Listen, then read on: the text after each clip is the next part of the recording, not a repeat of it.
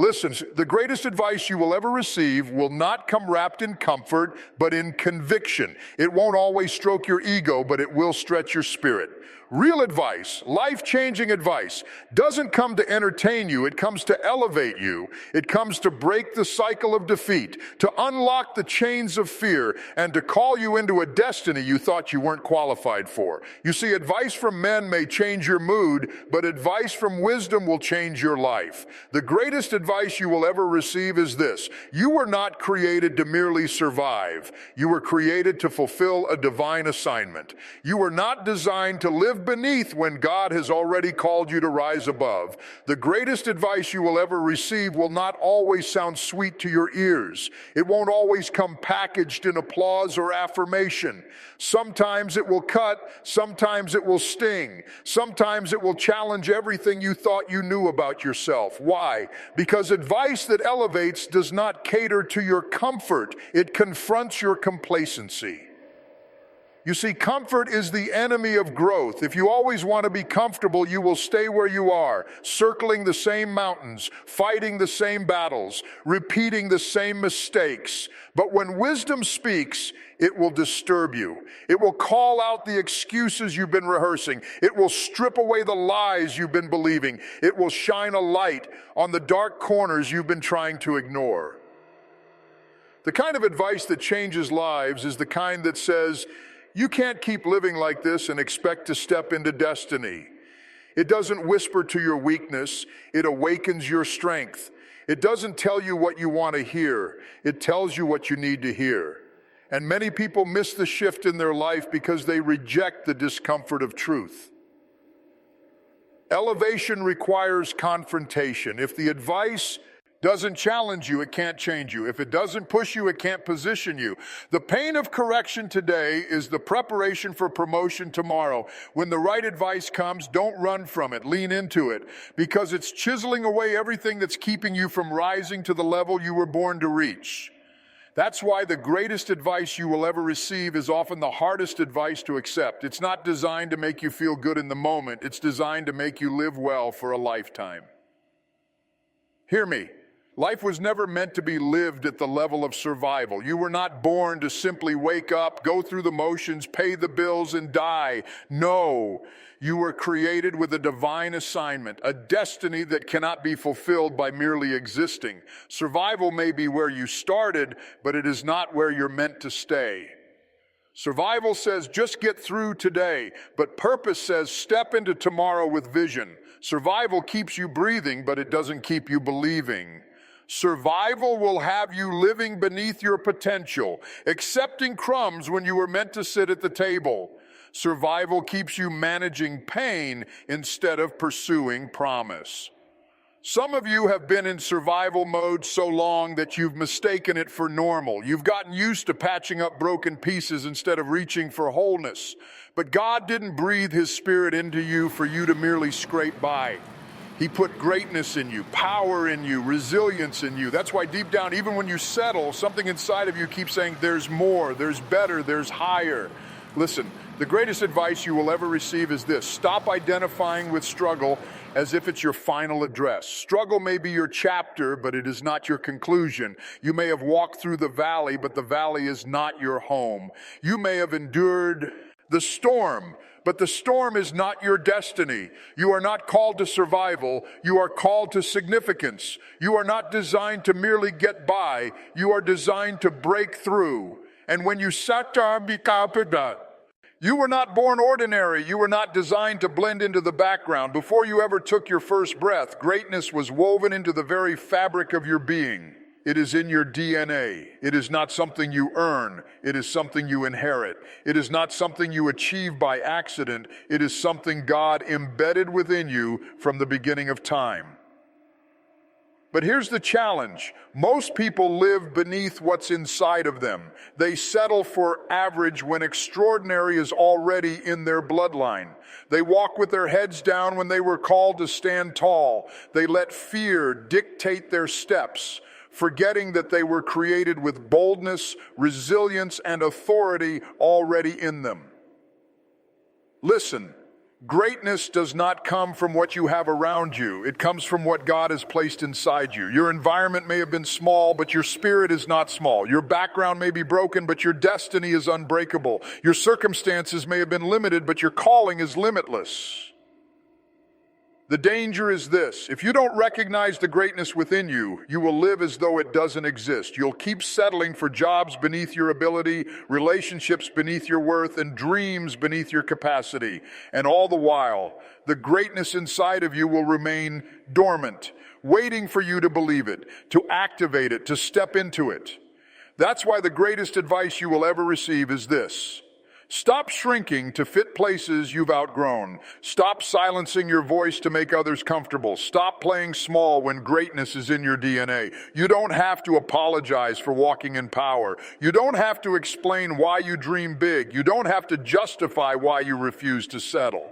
The greatness within you was not meant to stay hidden. It was meant to shine, to inspire, to impact, to transform. And until you rise up and embrace you'll always feel the frustration of living beneath your design. So I declare over you, no more playing small, no more shrinking, no more denying what's already in you. Walk like you know who you are. Speak like you know where you're going. Move like you understand what you carry. Because greatness is not just what you do, it's who you are. And it's already in your DNA. One of the greatest battles you will ever fight is not with other people, it's with your past. Your past will try to chain you, remind you of what you did, where you failed, who left you, what broke you. But hear me, the past has no power except the power you keep giving it. You cannot walk into your future if your hands are still holding on to yesterday. So many people are stuck, not because the future isn't available, but because the past still has them hostage. You can't build new dreams while clutching old disappointments. You can't step into destiny while dragging dead weight from seasons that are already over. Some of you are so busy mourning what left that you're missing what's coming. Let me tell you, the past may explain you, but it does not define you. Yes, you made mistakes, but you are not your mistakes. Yes, you went through storms, but you are not your storms. Yes, you were betrayed, but betrayal is not your identity. Don't allow what happened to you to keep you from what God wants to do through you. The greatest advice you will ever receive is this: learn to let go. Let go of the pain, the guilt, the regret, the bitterness, the shame. Let go of who hurt you and who left you. Let go of the seasons that no longer fit the story God is writing in your life. You cannot hold on to ashes and expect beauty to manifest. You've got to make room. You've got to release what was to embrace what will be. Your future cannot be birthed in a heart that is still tied to yesterday. Stop rehearsing the hurt. Stop replaying the failures. Stop rewinding the moments you wish you could change. The past is a classroom, not a prison. Take the lesson and leave the chains. If you want to walk, before you ever cried your first tear, before you ever made your first mistake, before you ever felt your first breath, destiny was already written over your life. You are not an accident. You are not a coincidence. You are not here by chance. You are the product of divine intention. Heaven spoke over you before the earth ever saw you. The greatest advice you will ever receive is this: stop living like your life is random and start walking like your destiny is already scripted. Every step you've taken, even the wrong ones, are being woven into the masterpiece God is creating. The delays, the detours, the heartbreaks, the betrayals, they didn't cancel the plan. They became part of the process. You may feel like you've lost time, but hear me, God redeems time. You may think your mistakes disqualified you, but God already factored them into your journey. You may believe you've gone too far, but the author of your story knows how to turn the page. Destiny doesn't die because you took a wrong turn. Destiny adjusts, redirects, and still delivers you to where you were called to be. When you know your destiny is pre-written, you stop panicking over temporary storms. Storms don't cancel the destination. They just test your determination. A flight may hit turbulence, but turbulence doesn't mean the plane won't land. In the same way, life's turbulence doesn't mean your destiny won't be fulfilled. But here's the warning. You cannot keep circling the wilderness of excuses and expect to inherit the promise. Destiny requires your agreement. It is written, yes, but will you walk it out? Will you align your actions with what's been declared over you? Will you stop shrinking, stop doubting, stop delaying, and start stepping? The enemy knows he can't erase what's written, so he tries to distract you from walking in it. He knows he can't cancel the script, so he tries to convince you to quit before the scene shifts. Don't let him. Keep walking, keep pressing, keep believing, because destiny is waiting on you to show up. So lift your head, shake off the lies, and declare, my destiny is secure, my story is unfolding, and my future is already written in victory. Everybody loves the idea of victory, but few are willing to endure the battle. Everybody wants the crown, but not everybody is willing to carry the cross. Hear me. Destiny is not delivered in a day. It is developed through endurance. The path to greatness is not a sprint, it's a marathon. It requires patience, resilience, and the ability to keep going when everything inside of you screams, quit. The greatest advice you will ever receive is this: don't confuse delay with denial, and don't confuse struggle with failure. Just because it's hard doesn't mean it's over. Just because it's heavy doesn't mean you can't handle it. God never promised the journey would be easy, but He promised the destination would be worth it. Endurance is what separates dreamers from doers. Dreamers get excited at the start, but doers keep pushing when the excitement fades. Dreamers clap at the idea, but doers press through the reality. Endurance is what turns vision into manifestation. Without it, you'll always stop short of what was already yours. Look at nature. Even rivers carve out valleys, not because they are powerful in a single moment, but because they endure. They keep flowing, keep pressing, keep moving until the landscape has no choice but to shift. That's what endurance does. It shapes the world around you until it bows to the persistence within you. Yes, you will get tired. Yes, you will feel weary. Yes, you will want to throw in the towel. But hear me, don't you dare quit. Don't you dare walk away from the very thing God called you to. Your crown is on the other side of your cross. Your promise is on the other side of your pain. Your breakthrough is on the other side of your endurance. Sometimes endurance is not running, it's crawling. Sometimes it's not shouting, it's whispering, I'll keep going.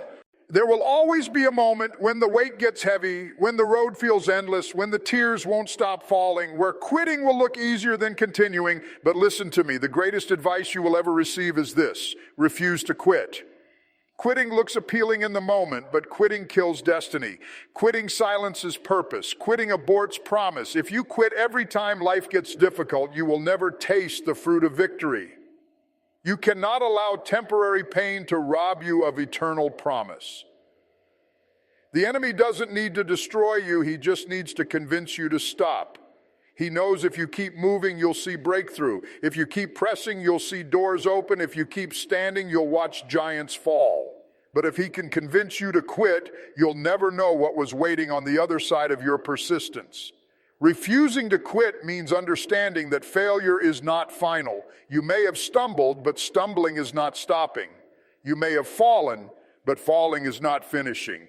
Every great story has moments of struggle, but the story isn't over until you rise again. Look at history. Every champion, every innovator, every world changer had opportunities to give up. But what set them apart was not talent alone. It was grit, determination, and the refusal to quit. Endurance is the fuel, but refusal to quit is the engine that keeps you going. Sometimes refusing to quit is loud. It's a roar, a bold declaration. Other times it's quiet. It's tears falling on your pillow while you whisper, I'll try again tomorrow. Either way, it's power. Either way, it's victory. Because as long as you keep moving, you have not been defeated. So hear me. Don't let discouragement write your ending. Don't let fatigue define your future. Don't let failure trick you into believing it's final. Stand up, dust yourself off, and declare with everything in you, I refuse to quit. Because the moment you decide not to quit is the moment the enemy loses his grip. Your breakthrough could be one step away. Your answer could be one day away. Your victory could be one prayer away. But you'll never know if you stop now. So lift your head, square your shoulders, and take the next step. Quitting is not an option, because destiny is still waiting. So when it's all said and done, the greatest advice you will ever receive is not about what's outside of you. It's about what's inside of you. It's about understanding that you were not created to merely survive, but to thrive. It's about knowing that greatness is in your DNA, that destiny has already been written over your life, and that every trial, every delay, every storm is just part of the process preparing you for the promise. Don't waste your energy looking back when your future is calling you forward. Don't let fear, failure, or fatigue convince you to quit. Don't you dare settle for average when God has stamped greatness in your spirit. The pain you've endured is not wasted. It's producing perseverance. The battles you've fought are not in vain. They are building resilience. The struggles you've faced are not the end of your story. They are the setup for your victory. If you take nothing else from this message, take this: endure, press, believe, trust, and above all, refuse to quit. Because the greatest advice you will ever receive is not just words to inspire you, it is a command to transform you. Rise up, walk in your purpose, and live the life you were created for. Your destiny is waiting. Your crown is prepared. Your future is greater than your past. Step into it, because the greatest advice you will ever receive is simply this: don't stop until you see what God promised you come to pass.